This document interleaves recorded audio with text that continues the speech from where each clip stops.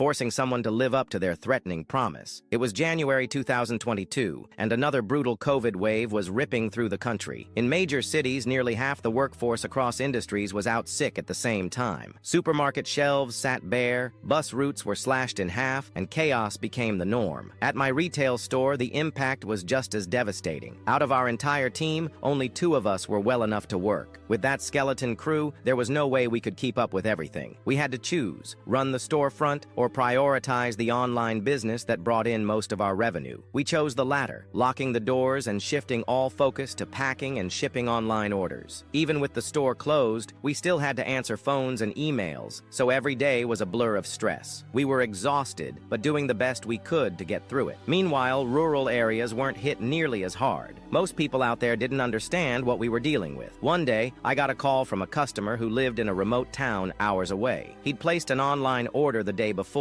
and paid for express shipping. Now he was on the phone, angry that his order hadn't been shipped yet. He started off irritated and quickly escalated. I explained the situation calmly. There were only 2 of us, dozens of backlogged orders, and we were processing from oldest to newest. Express post didn't mean it got packed faster. It meant the courier would deliver it faster once they had it. He wasn't having it. He told me, flat out, that our best wasn't good enough. He didn't care about COVID or our staffing issues. All he cared about was his package being sent now. Then, as if delivering the final blow in his tantrum, he declared, "If you don't ship my order today, I promise I'll never shop with you again." That's when I laughed. Not because he was funny, but because that threat was so toothless. It was almost cute. He thought he was the main character. I hung up on him. I could have packed his order that day. We'd actually caught up enough to reach his. But for the entree of my petty revenge, I intentionally skipped it. It shipped the next day. But the main course? Oh, that was far more satisfying. I blocked his account. He said he'd never shop with us again, and I decided to help him keep that promise. A few days later, I saw a new order come through. New name, but the same shipping address. It was him, trying to sneak his way back in. I canceled the order immediately and processed the refund. And for dessert, a special touch. When issuing a refund, there's an option to include a note that shows up on the customer's bank statement. I couldn't resist. I typed in one short, perfect line: "To help you keep your promise." He never tried again. Sometimes the pettiest moves are the most satisfying. We were drowning in stress, barely keeping things afloat. All I asked for was a little patience. Instead, he decided to be a jerk about it. So I made sure he lived up to his big, dramatic threat. A promise is a promise, after all.